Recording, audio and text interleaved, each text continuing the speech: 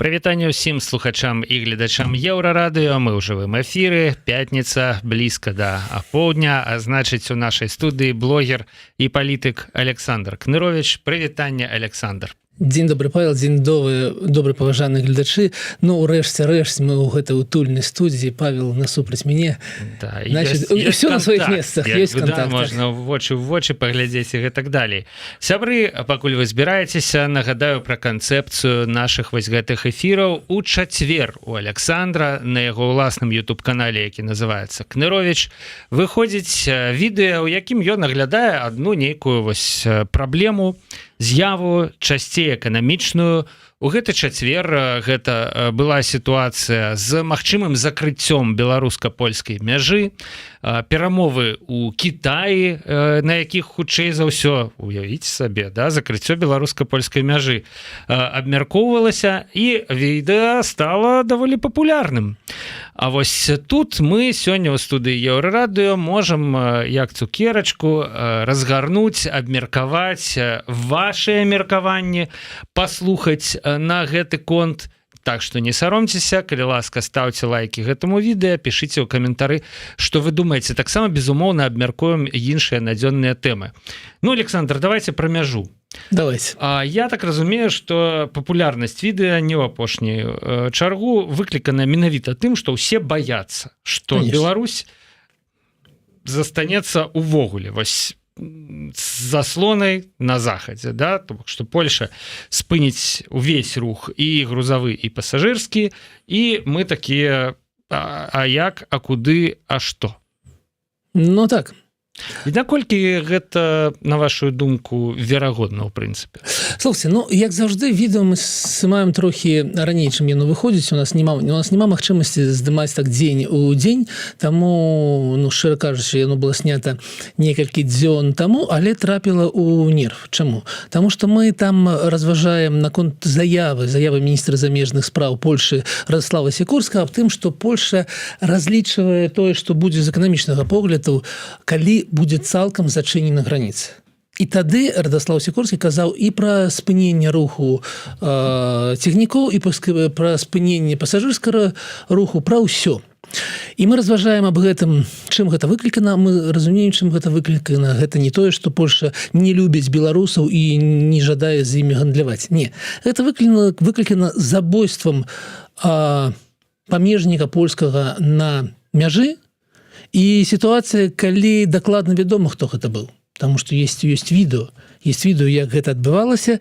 Патрабаваннем Польшы спыніць гэта тое, што адбываецца на беларускай мяжы з пункту гледжання штурму мігрантаў, патрабаваннямі выдаць гэтага самага забойцу і адмовай Беларусі выдаваць гэтага забойцу, што зразумела. Беларусь як бы сказала, што мы правядзем расследаванне, і таксама сказала вось зусім недавно такі як бы адказ з боку нейкага вайскоўца, мне здаецца, ці з боку нейкага чыноўніка дзяржслужбоўцы, што як бы абараняць мяжу мы дадаткова не будем. Тое, што там адбываецца, это вот тое, што там адбываецца, як бы мігранты это не наша праблема. Ну так, ну зараз вернемся да мігрантаў. Я прагавару тое, аб чым мы кажам у відосе. Мы кажам аб тым, звяртаем увагу нашых гледачэй на тое, што адначасова і Анджэй Дуда паехаў да Кітаю і быў прыняты з шыкам. Ну, ведаеце, калі б гэта было беларускае тэлебачанне, так яно бы тыдзень распавядала, як прэзідэнт Дуда сустракаецца са ўсімі трымя найвышэйшымі чыноўнікамі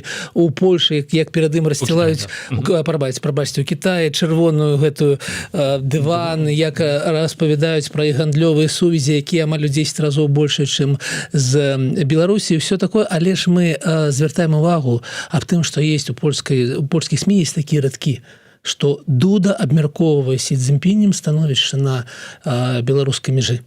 А гэта азначае, што не абмяркоўваюць спыненне руху.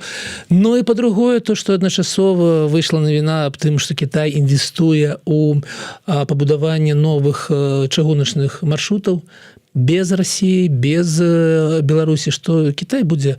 Як гэта магчыма ўвогуле без России? Ну, мы разумеем, што там ёсць частка па мору, Канешне, гэта праз Кыргызстан, Узбекістан і далей, але гэта не наўпроставае, там нельга только казаць, што гэта будзе чыгуначны дадатковы маршрут, але ўсё ж таки гэта пашырэнне у абыход па поўдні. Так, па поўдні абыход России і Беларусі. Вось аб гэтым мы распавядаем. Што ж датычыцца самой мяжы, ну уявіце себе становішча.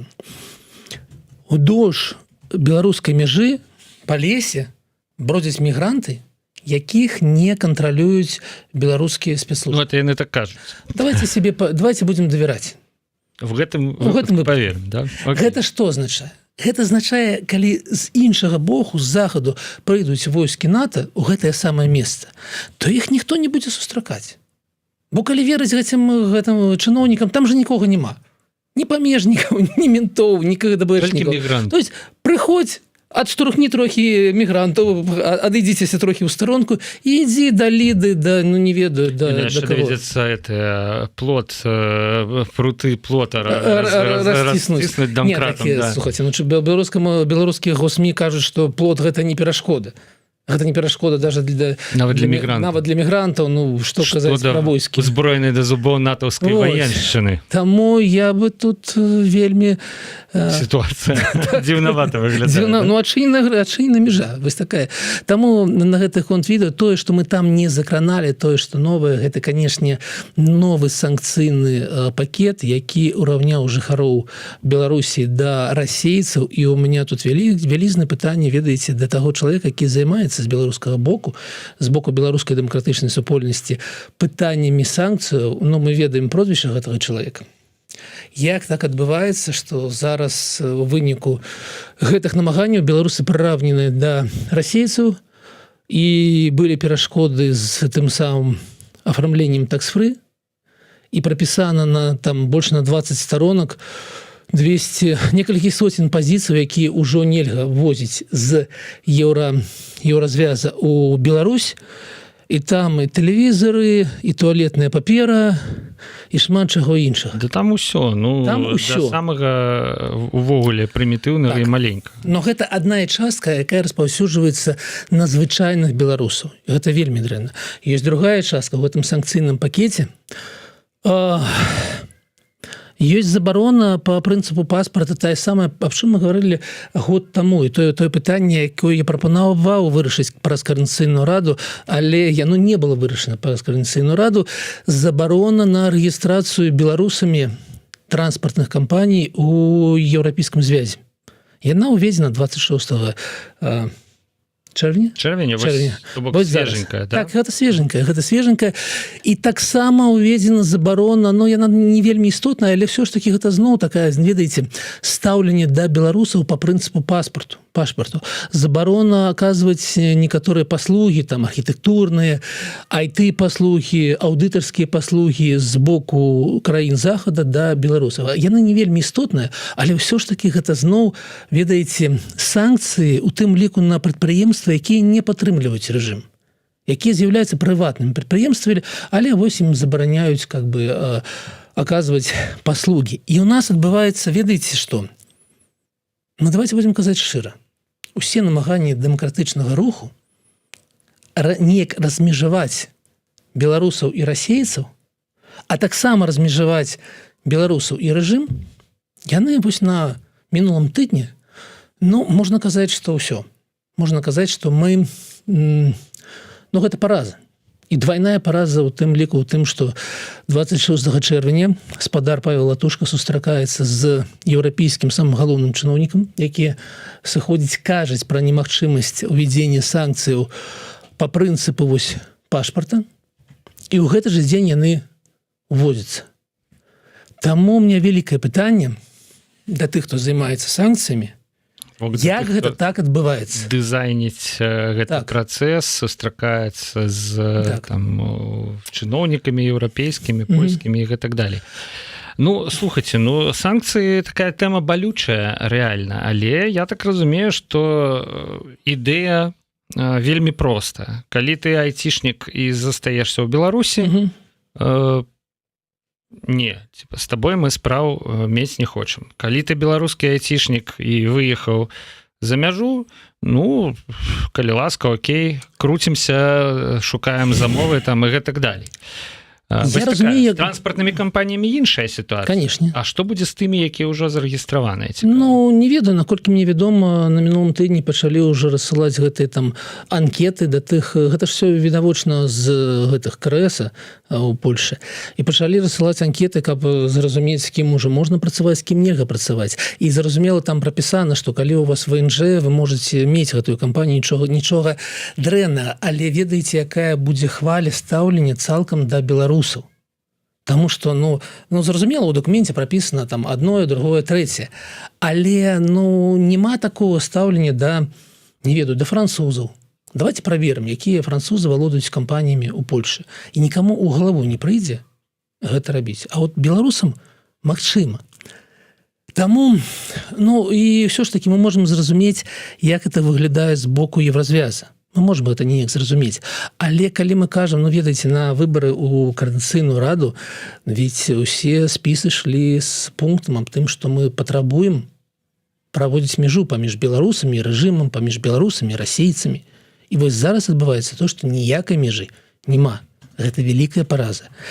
І дзіўна тое, што ніхто аб гэтым не гаворыць. Што неяк гэта адбываецца, а ўсе нашы адказныя, назовем гэта так, афіцыйныя беларускія палітыкі, лідары, нічога не кажуць аб гэтым.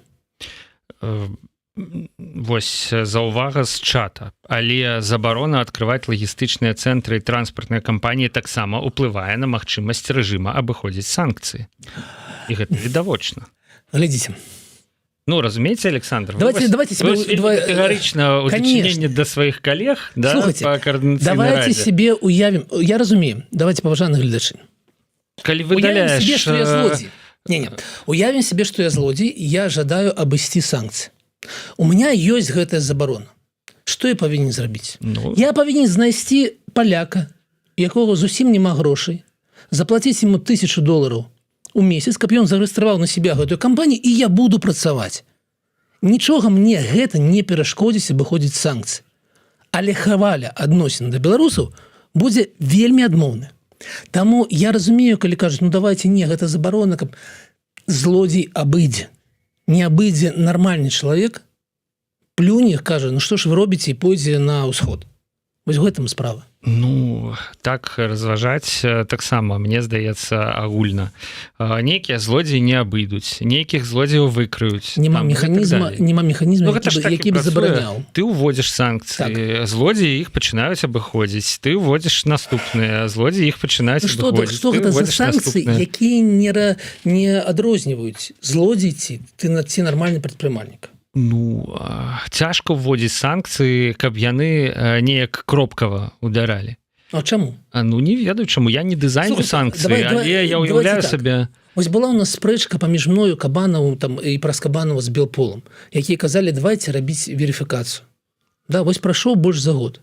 За гэты год можна было зрабіць цэлы спіс кампаній, якія былі знойдзены, на якіх можна тыкнуць пальцам, сказаць, вось яны абыходзяць санкцыі. Гэты спіс перадаць у палякам, паказаць, што гэта мы робім, гэта яны, хлопцы з Белпола, вы робіце добрую справу. Вы за год паказалі, што вы можете рабіць добрую справу.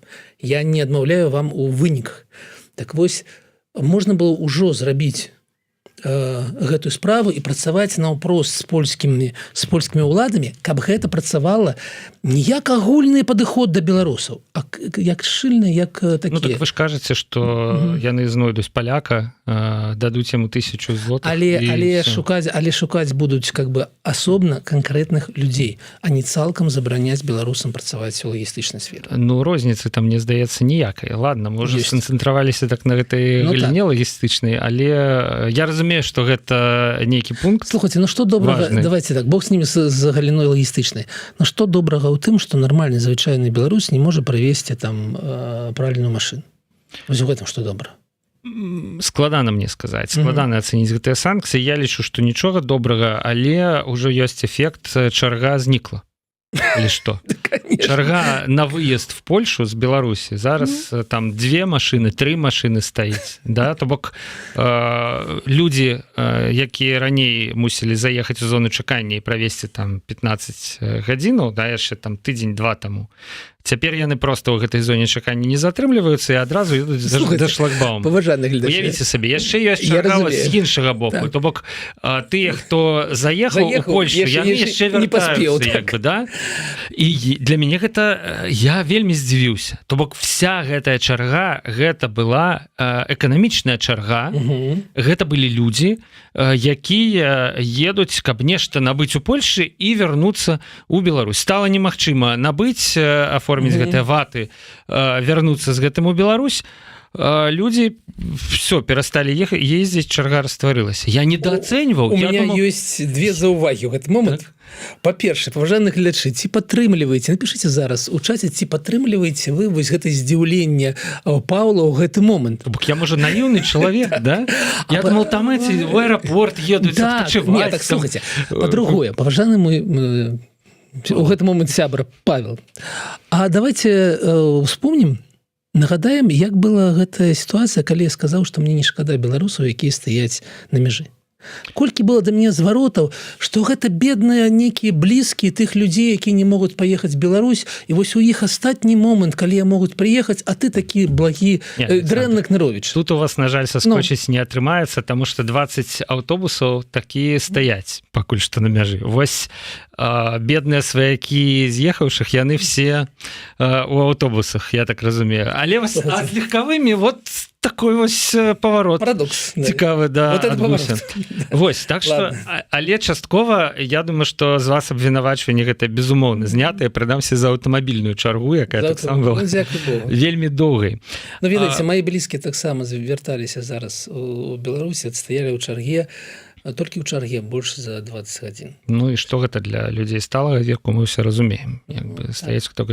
Чаждзе, Александр, давайте вернемся да больш агульнага пытання наконт закрыцця мяжы і ўжо перайдзем да наступнага пункта, дзе у нас там мусіць быць палітвязні. Дарэчы, звязанага, у прынцыпе, да, і мы зараз распавядзем як.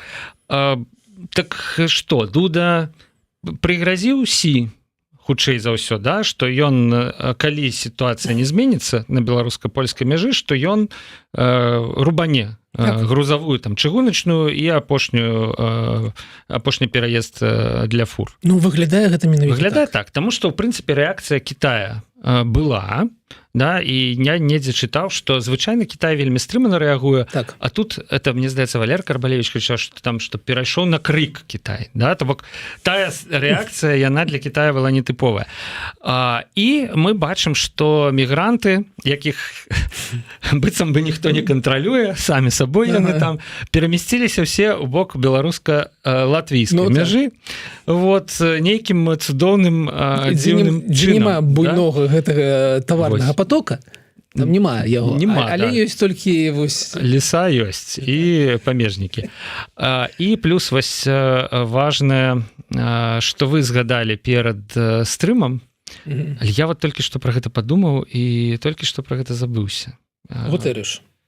Ну, Гутэрыш, гэта ладно. Зрабіць уражанне на гэта ўжо, мне здаецца, больш пра палітвязняў, да? Вось, добра.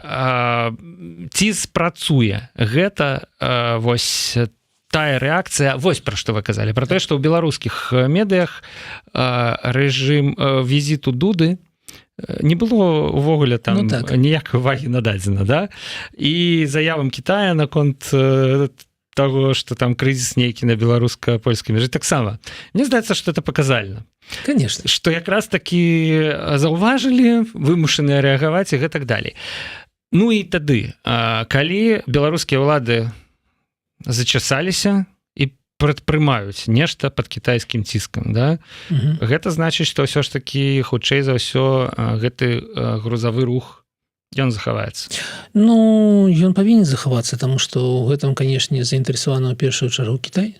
Ну, да. А Кітай мае вялікі ўплыў на Лукашенка, другая сіла пасля Пуціна, якая можа нешта вырашыць тут, і мы бачым, што гэта працуе, што гэта ўсё ж такі ёсць такі механізм, што наш такі, ведаеце, хатні тиран ўсё ж такі кагосьці слухае. Але з іншага боку Польшча, у якой таксама патрабаванні канкрэтныя, яна мусіць атрымаць спакойна мяжы. Так. Мусіць атрымаць забойцу польскага памежніка. Ну і далей вось падыходзім да палітвязняў, мусіць атрымаць Анджэя Пачобута, палітвязня, журналіста газеты «Выборчай», прысуджанага да нейкага там шалёнага тэрміну. 8 гадоў. 8 гадоў. Мне здаецца, што палову ўжо там недзе з тэрмінам, які ён правёў у ізалятары, ён мог адседзець. Ну, блізка да паловы, але яшчэ не. Да, Пачобута забралі даволі даўно. І вось пра вызваленне Пачобута мы пакуль што нічога не чулі. А праваабаронцы кажуць пра тое, што цяпер вядомыя ім 16 прозвішчаў вызваленых 3 ліпеня палітвязняў, але агучваецца толькі адно прозвішча, это Рыгор Кастусёў, пра яго напісала яго сям'я, пра тое, што ён вызвалены, і хаваць яго не мае сэнсу. У астатніх выпадках захоўваецца так званы рэжым цішыні, там сем'і самі будуць вырашаць. Магчыма, гэта што магчыма значыць? Што Пачобут вызвалены, але мы просто пра гэта не ведаем. Як вельмі слушна напісаў мой калега гаспадар Егораў, я прачытаў яго, падумаў, што добра, што мы з ім супадаем у прынцыпах, з гэтым можна рухацца далей. Ён напісаў, што мы нічога не ведаем, што мы не ведаем і не бачым гэтых пакуль сувязей, і таму можам себе ўявіць і адное, і другое, і трэцяе. Што цалкам гэта добра, што нехта выйшаў. Але, калі ў гэтым спісе есть Пачобут, то мы вельмі хутка аб гэтым пачуем. Ну, конечно, Егораў напісаў слушна, але не вельмі карысна. Напісаць, што мы нічога не ведаем, і я магу. Як бы такая аналітыка... Але напісаў ён. Ну, напісаў ён, да. Давайте рухацца далей. Так вось, калі там ёсць Пачобут, то мы праз некалькі дзён аб гэтым пачуем, і гэта будзе значыць менавіта тое, што гэта значыць. Што асноўны гэта адзін чалавек, а ўсё остальное гэта некая такая шырма, каб гэта не выглядала, што Лукашенко пад ціскам улад Польшы пайшоў на нейкія саступкі, бо гэта для яго эго вельмі балюча. Ну і вось глядзіце, якая сітуацыя. Все думаюць цяпер, што гэта было, што стаіць за гэтым вызваленнем 16, ну, магчыма, іх больш. Да? Я чытаў на плане Б лічбу 29. Так. Чамусьці 29, але менавіта такая лічба, не там 30, да, не каля 30, а 29, наводзіць на думкі, што ёсць нейкі інсайт, прям такі магутны, да? Вось, мы даведаемся гэтае прозвішча рана ці позна. І вось калі Пачобут ёсць сярод вызваленых, гэта з вялікай долей верагоднасці будзе значыць, што Дуда у Пекіне пагаварыў не толькі пра мігрантаў, але і пра таго самага свайго палітвязня, грамадзяніна Польшы, зняволення якога гэта іміджавая страта для Польшы, і ўвогуле мы разумеем, што любая дзяржава впісваецца, калі яна нармальная моцная дзяржава, а не Беларусь, якая забараняе беларусам пашпарты выпісвае грамадзян Беларусы з ліку грамадзянаў Беларусі, да? Вось, нармальная дзяржава впісваецца за сваіх грамадзянаў і спрабуе іх любым чынам нейкім, выкарыстоўваючы свае магчымасці, выцягнуць. І вось гэта будзе значыць, што амністыя зробленая пад ціскам, ну, все клас, да? Але ёсць і іншыя варыянты. Можа быць, Пачобут не вызвалены. І вось мы правялі у тэлеграм-канале Еўрарады апытанку, там былі наступныя варыянты. Пра што ўсе кажуць? Это акт гуманізма, добры ўчынак з боку ўладаў. Ну, типа, вырашылі вызваліць там нейкую частку хворых. Вызвалілі Рыгора Кастусёва, хворага на онкалогію. 5% мяркуе ад тых, хто адказаў на апытанне. І ўжо, мне здаецца, пісаў Андрэй Стрыжак, што далёка не ўсе вызваленыя маюць нейкія цяжкія захворванні. То бок гэтая версія, ў прынцыпе, такая. Далей, 39%. Хітрасць з боку ўладаў, элемент палітычнага гандлю. Гэта, чым гэты варыянт адрозніваецца ад таго, які агучыў я толькі што? Тым, што нехта цісне на беларускія ўлады, выкручвае ім рукі і вымушае выпускаць, а беларускія ўлады ў праактыўнай пазіцыі. Яны такія... Ну, выпусцім і паглядзім, што будзе. Ну, і 32 за ціск, і 23% ніяк яны не ацэньваюць вызваленне палітвязняў 16 ці 29, таму што па вялікім рахунку гэта нічога не змяняе. Александр, вы прыхільнік, не гледзячы на тое, што Егораў напісаў, што мы нічога не ведаем, ну, ўсё ж таки у вас і тым больш з вашым досведам, да, я думаю, ёсць нейкае меркаванне. Ну, давайте да такого, как я подзяліўся сваім меркаваннем, трохі удакладнім тэхнічныя некаторыя моманты. Па-першае, у нашай крымінальным кодексе ёсць такая пазіцыя, калі хворых можна вызваляць па рашэнні, ну, па УДО. Калі у тебя есть вот онкалагічнае, напрыклад, захворванне, якое пагражае твоему здароўю, то без усялякіх амністій, без усялякіх, ведаеце, гэтых прашэнняў, да, то бок без прашэнняў можна просто казаць, вось чалавека, якому засталося памірае, яго на волю, і ведаеце, я прысутнічаў пры тым, як адпускалі на волю такого чалавека, які быў зялёнага колеру. Ведаеце, сапраўды, ён быў такі жоўта-зялёны, таму што яго отваліліся ўжо почкі. Яму заставалася жыць недоўга, і вось яго адпускалі з калоніі, не гледзячы ні на якія там 3 чэрвеня, ні на якіх Лукашэнкаў і так далей. Таму гэтай пазіцыі ёсць, і калі гэтых людзей утрымліваюць у калоніі, то гэта парушэнне закона. Гэта не шчасце, што яго адпускаюць на волю, а роўна наадварот. Гэта незаконна яго там утрымліваць. Вось. А па-другое, ну, мы разумеем, што шмат палітвязняў сядзіць не па палітычных артыкулах. І што на іх павінна распаўсюджвацца, у тым ліку, і тыя амністыі, якая зараз прайшла, яна не была вялікая, яна была па колькасці людзей, гэта была, ну, не самая малая, але малая амністыя. Я звярнуў увагу, што мне здаецца, ведаеце, я па старай памяці паглядзеў на тыя артыкулы і пабачыў, што там на карупцыянераў таксама, мне падаецца, распаўсюджваецца гэта амністыя. Хаця калісьці ён казаў Лукашенко, не, мы ніякіх амністій для карупцыянераў у нас не будзе. Так вось, ну вось ёсць такія, ведаеце, тэхнічныя такія дэталі, якія дазваляюць ўсё ж такі, я прапаную глядзець больш уважліва на тое, хто выйшаў, з якімі артыкуламі, і вось, ну, неяк как бы дыферэнцаваць гэта. Маё стаўленне, па-першае, гэта вельмі добра. Таму што калі чалавек выйшаў з-за кратаў, гэта азначае, што гэта яшчэ адно жыццё, якое ўжо будзе складацца далей па-іншым. Першае, гэта вельмі добра.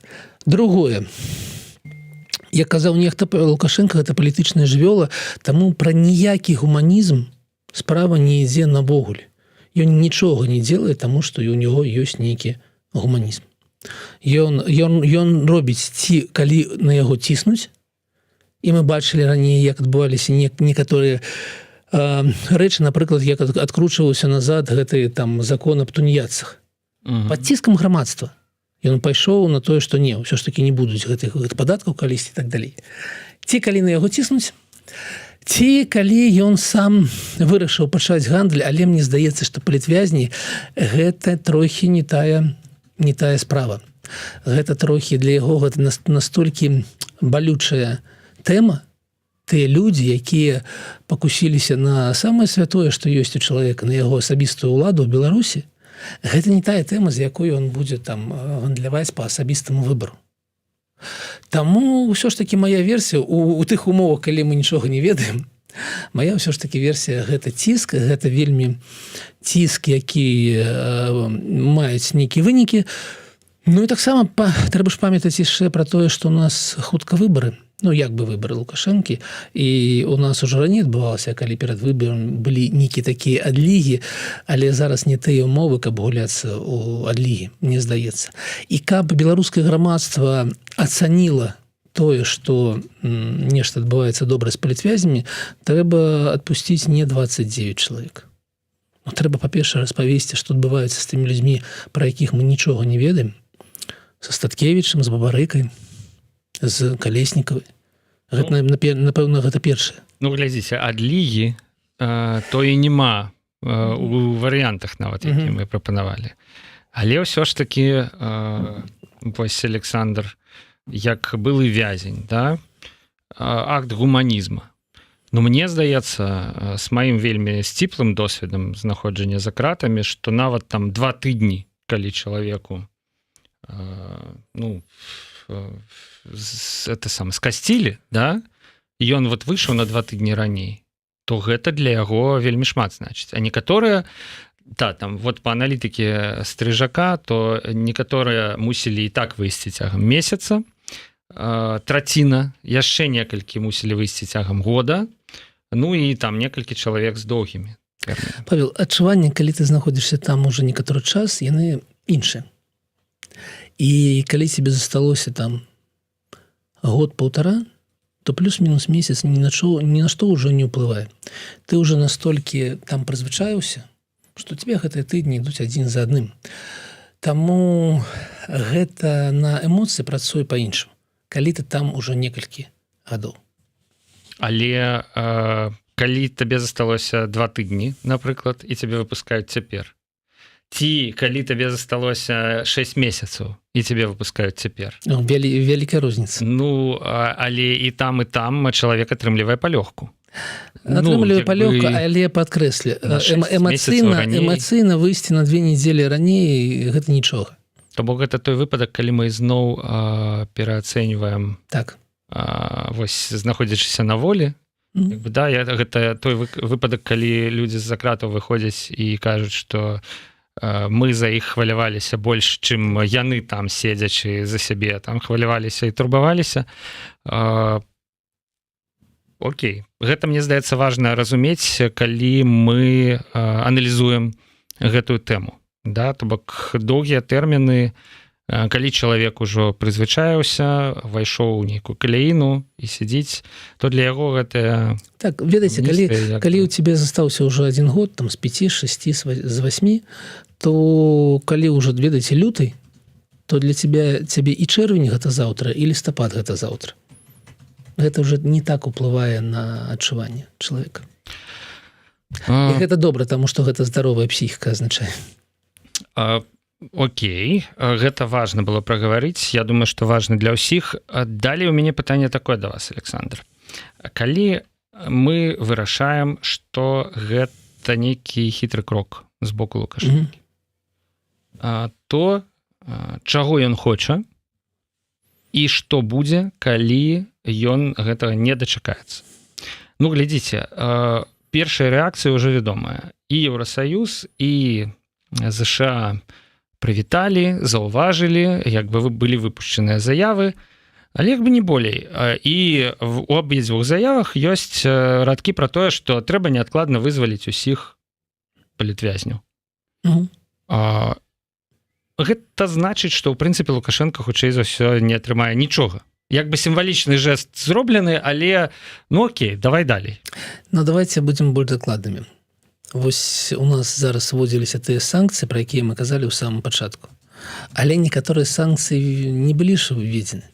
Некаторыя санкцыі адклалі на будучыню, і, магчыма, гэта таксама частка гандлю. Магчыма, што гэтыя людзі, якія выйшлі, за іх нема, за іх платы, напрыклад, вы нас пусціце ў Клайпеду зноў з нашымі ўгнаеннямі. Ці зноў купляеце ў нас нашы прадукты нафтаперапрацоўкі. Ну вось гэтага нічога не будзе. Нічога не будзе, таму што гэта вельмі малая плата. Калі б ён адпусціў усіх палітвязняў, магчыма, аб гэтым пачалася бы размова. А пакуль гэта, ведаеце, такія малыя крокі, ён кагосьці адпусціў, яму не ввелі санкцыі частку. Или яму не спынілі рух на мяжы цягнікоў. Вось гэта так. Ці разумее гэта Лукашенко? Я ўпэўнены, што да яго даносіць. Да, окей, ну некаторыя санкцыі не былі ўведзены, але ён выпускае палітвязняў і разлічвае на нейкі крок у адказ. Типа ён разлічвае на тое, што гэтыя санкцыі і не будуць уведзеныя, то бок, што Беларусь ад гэтых санкцый на крок далей типа стала. Да? Вось, напрыклад, ну хацелася б, каб гэта было так. Увогуле, гэта малыя крокі, і таму і у адказ будуць малыя крокі. Не ввесці санкцыі, гэта таксама малы крок. Ну, ваши словы, ды ў вушы тым, хто... Слухайте, давайте паглядзім на наступны тыдзень, што будзе адбывацца на мяжы, як будзе рэагаваць Польша, ці пабачым мы пачобут на волі, і у нас будзе падставы, каб нешта абмяркоўваць больш упэўнена. На гэтым і спынім. Так. Сапраўды, я думаю, што за тыдзень шмат новых дэталяў будзе высветлена, і мы будзем за імі сачыць. Александр, ну, напрыканцы стрыма, што адбываецца ў каардынацыйнай радзе сёння? Слухайте, ну, я бы звярнуў увагу на 2 моманты. Адзін вельмі станоўчы. Тое, што праца па статуту, яна ўсё ж таки падышла да свайго фінала. патрабавалася тэрміна больш, чым патрабаваўся Координацыйнай радзе другого склікання. Я звярнуў увагу, што Координацыйная рада другого склікання распрацоўвала свой статут з 7 лютага па 2 сакавіка. 3,5 недзелі. Координацыйная рада трэцяга склікання распрацоўвае змену ў статут ужо болей, чым гэта было ў Координацыйнай радзе другого склікання. Так адбываецца, але ўсё ж такі мы прыйшлі к некаторым фіналу, і зараз будзе галасаванне, ўжо ідзе галасаванне па апошнім зменам у гэты самы статут, яно скончыцца сягоння, напрыклад, прыкладна ў 15 гадзіне, і потым будзе галасаванне па цалкам статуту, ён будзе прыняты, а гэта будзе азначаць, што мы пайшлі ўсё ж такі па шляху эвалюцыйнаму, і гэта добра. Это станоўча. Мы якраз, мне здаецца, пару тыдняў таму размаўлялі з вами пра гэта, і я задаваў вам пытанне, чаму не пайсці по гэтаму пуці. Я не ведаю адказу. Адразу, чаму яны адразу прапануюць адмяніць статут замест того, каб внесці ў яго змены. І вы так і сказалі, я не ведаю. Я не ведаю. Реально. Оказывается, і правда, адказу і не было ніякага нармальнага, тому што трэба такім. Гэта добры такі пазітыўны такі шлях, але ў гэтым ёсць і негатыўныя рэчы, напрыклад, тое, што за змены гэтага статута ўсё падоўжваюць галасаваць Павел Латушка і Аліна Коўшак, якія не маюць магчымасці галасаваць па таму статуту, які дзейнічае зараз, і ў іх ужо ёсць больш за 2/3, і ўжо можна не галасаваць, але ўсё ж все роўна прыходзяць і галасуюць. Але змены ў статут, я патлумачу ці нагадаю слухачам і гледачам, яны звязаныя якраз з магчымасцю спалучаць пасаду ў АПК і мандат у Координацыйнай радзе. Актуальна для 2 чалавек. Так, гэта мы уже, ведаеце, як прынялі, праехалі, калі гэта адбываецца ўсё ж такі цалкам згодна з рэгламентам, то хто можа сказаць нешта супраць? Адбываецца. Галоўнае, ведаеце, што галоўнае? У гэтым ёсць галоўны такі момант. Калі мы рабілі Координацыйную раду, у нас была мэта, як я заўсёды казаў, зрабіць такое шырокае прадстаўніцтва, каб было чуваць усіх. І большасць, і меншасць. І вось адна з тых змен, за якую будзе прагаласована зараз, якая зараз адбудзецца, гэта змена по пункту, як будзем абіраць спікера і віцэ-спікера.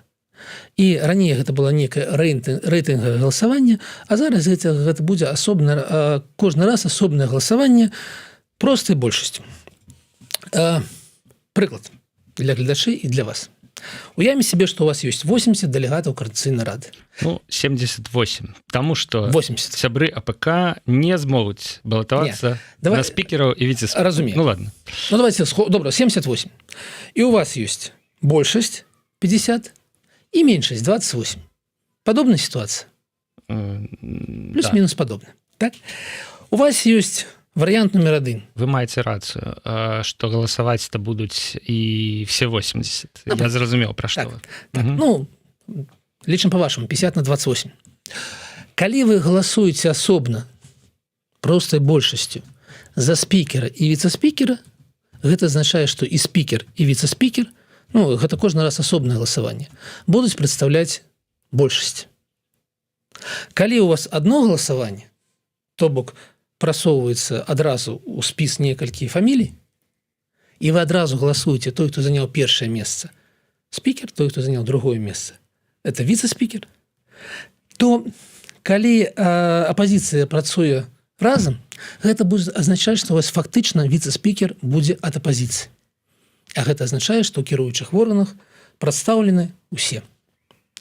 А я, канешне, за другі пункт. Я за яго быў і ў Координацыйнай радзе другого склікання, таму што ён для мяне больш дэмакратычны.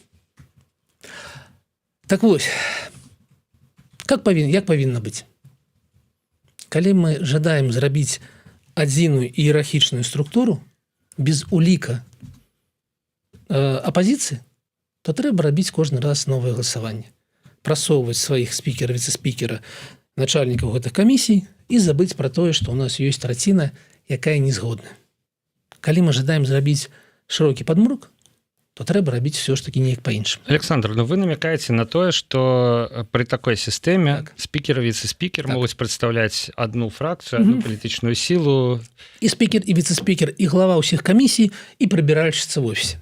яны ўсе будуць прадстаўляць адную палітычную сілу і вельмі дзіўна большасць і вельмі дзіўна атрымліваецца, што ў гэтай большасці якраз і сённяшнія супрацоўнікі АПК і ўсе побач і падначаленыя з імі і сваякі і так далей. Я уже ведаць, я уже не жадаю разгортваць з гэтага такой вялікую эмацыйную дыскусію. Я напрост звяртаю увагу, што у нас адбываецца такое скарачэнне поля і выпіхванне гэтых самых незгодных за межы гэтага поля. З гэтага, канешне, будзе дэградацыя Координацыйнай рады, але калі яна адбываецца дэмакратычнымі метадамі, то што ж ты з гэтым зробіш? Дэградацыя Координацыйнай рады дэмакратычнымі метадамі.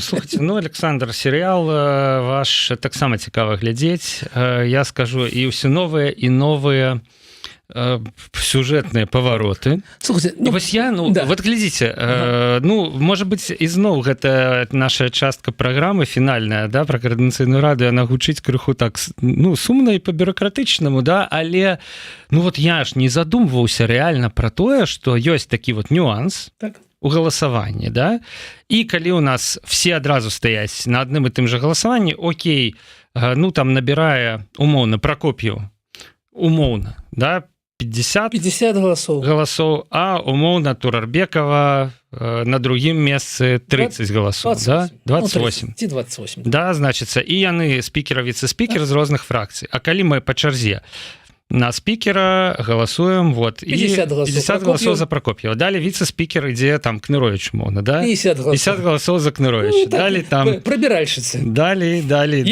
То бок всю фракцыю, у прынцыпе, можна прыстроіць паціху на кіруючыя пасады. І все дэмакратычна. А галоўнае, гэта ж дэмакратыя, гэта ж па-народнаму. Но так разбураюцца убудаваныя механізмы балансу дэмакратычнага. Яны так разбураюцца. І, ведаеце, што яшчэ цікава? Пры абмяркоўванні статуту адзін з дэлегатаў, уже не буду казаць хто, казаў о тым, што не. Усё ж такі парадак прыпынення дзеяння статуту павінен быць. А навошта табе гэты парадак? Уявіце себе, заўтра ў Беларусі перамены, Координацыйная рада можа прыйсці да ўлады, а мы тут павінны з усімі ўзгадняць гэта. Гэта ж як атрымліваецца неэфектыўна. Гэта тое самае, калісьці не да закону. Ведаеце? Гэта ўжо так, гэта ўжо, знаеце, гэта смешна. Паглядзім. Ведаеце, можа не смешна, але цікава. Так, у нас на гарызонце у нас канферэнцыя «Новая Беларусь». Да яе павінны былі адбыцца слухання па справаздачы аб'яднанага пераходнага кабінета, но мне здаецца, што іх уже не будзе. Гэта ўжо паламана. Да яе павінна была адбыцца яшчэ некаторая колькасць сабыцій, паглядзім, як яна будзе адбыцца. Да канферэнцыя яшчэ месяц амаль, калі што. В прынцыпе, 4 недзелі, 4 тыдні. 4 тыдні, да, можа адбыцца яшчэ тое-сё. Паглядзім. Але я не памятаю, мне здаецца, што слуханні справаздачы АПК мінулым разам анансавалася 17-го анансавалася недзе за месяц. Якраз прыкладна, мне здаецца, мы даведаліся, што там будзе. Праца пачалася за 1,5 месяца, анансавалася за месяц, і гэта вялікая праца, гэта ж не тое, што заўтра прызначыў, паслязаўтра зрабіў. Ладно, Александр, каб уже не на такой сумнай ноце сканчаць, вельмі хуценька, да, трапілася нам сёння такая навіна, вельмі прыгожая і паказальная, пра тое, што дэпутат з Гомельскага района, з Гомеля, завуць яго Руслан Вегера, правёў асабісты прыём і прамую тэлефонную лінію. Але ніхто не прыйшоў і не патэлефанаваў. І фотка ёсць. Раённая газета была на месцы, значыцца, і сфотаграфавала сумнага Руслана Вегеру у глыбіні кабінета і яго памочніцу, якая таксама сидзіць за гэтым сталом і чакае, каб хто-небудзь сел насупраць, можна было запісаць нейкую праблему. Відаць, робіць выснову раёнка.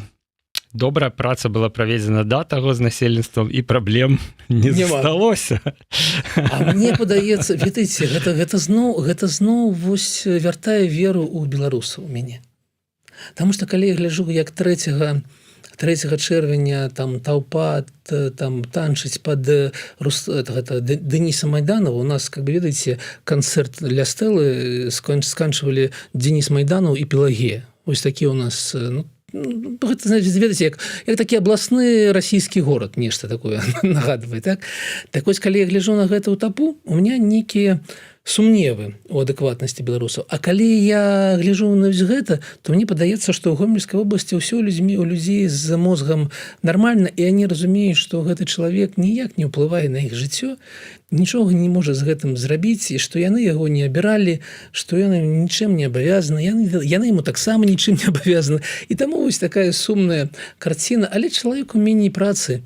Ён-то думаў, што ён депутат, і што да яго не зарасце народная трапа, а оказывается, заросла. Ён как-то вот... Ну, вось. Ніхто. Але пра што дэлегаты каардынацыйнай рады? Вот у меня такое пытанне. Маглі б праводзіць вот прамыя лініі там, да? Якія праблемы вось вы маглі б дапамагаць выбаршчыкам вырашаць? Закрыццё рахунка ў банке Сантандер. Вот банк Сантандер там сёння ці учора заявіў, што ўсё, ён не будзе адкрываць рахункі беларусаў. Гэта тема для працы, тэма.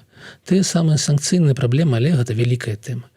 Там праблемы з дакументамі.